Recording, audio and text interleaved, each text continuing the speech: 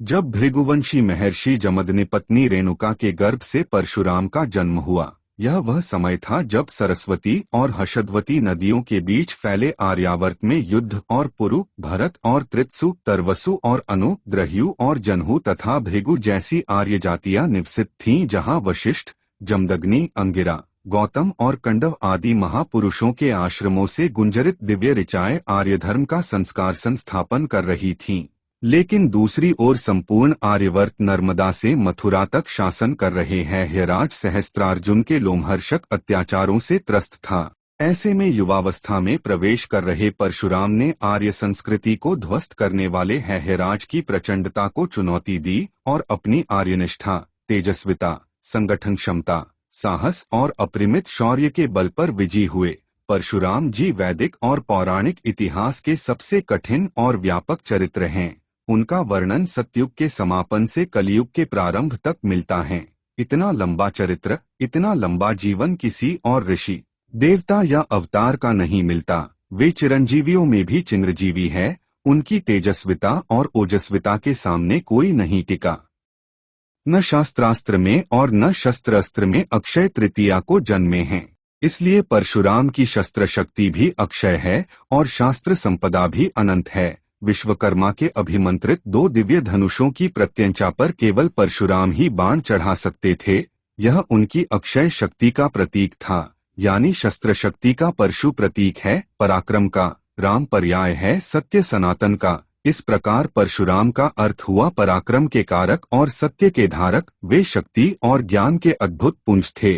परशुराम जी के प्रथम गुरु महर्षि विश्वामित्र ही थे, जिन्होंने परशुराम जी को बचपन में शस्त्र संचालन की शिक्षा दी थी। महर्षि विश्वामित्र जी ने परशुराम जी को यह शिक्षा तब दी थी जब विश्वामित्र महर्षि नहीं बने थे। वे तब तक गद्दी पर भी नहीं बैठे थे, केवल युवराज थे। कहने का आशय यह है कि परशुराम जी की वंश परंपरा में ब्राह्मणों और क्षत्रियों में कोई भेद नहीं था। उनकी कुल परंपरा में ऋषियों और राजकन्याओं के बीच इतने विवाह संबंध स्थापित हुए कि यह वर्गीकरण करना मुश्किल है कि कौन ब्राह्मण था और कौन क्षत्रिय। बावजूद इसके कुछ लोग यह प्रचार करते हैं कि परशुराम जी ने कोई क्षत्रियों के विरुद्ध अभियान छेड़ा और धरती को क्षत्रिय विहीन करने का संकल्प लिया। यह प्रचार एकदम असत्य, झूठ और भारतीय समाज में वैमनस्य पैदा करने वाला है।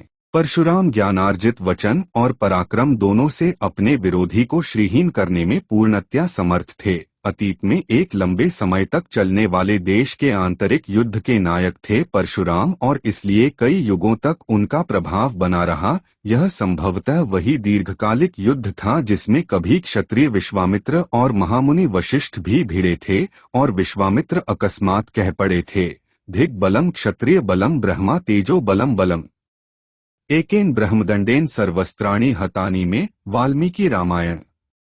परशुराम जी का चरित्र भले ही पौराणिक हो, मगर उस चरित्र को सफल रूप में प्रस्तुत करना हमारी संस्कृति और सामाजिक स्वरूप के लिए नितांत आवश्यक है। आज यहाँ के जन्मना ब्राह्मण परशुराम को अपने जाति के गौरव एवं शौर्य का प्रतीक माने हुए हैं, मगर उन्हें ऐसे महान नायक के गुणों का भी समावेश अपने में करना होगा। वर्तमान परिप्रेक्ष्य में इस महान व्यक्तित्व का आह्वान निश्चय ही मानव जाति के लिए कल्याणकारी होगा।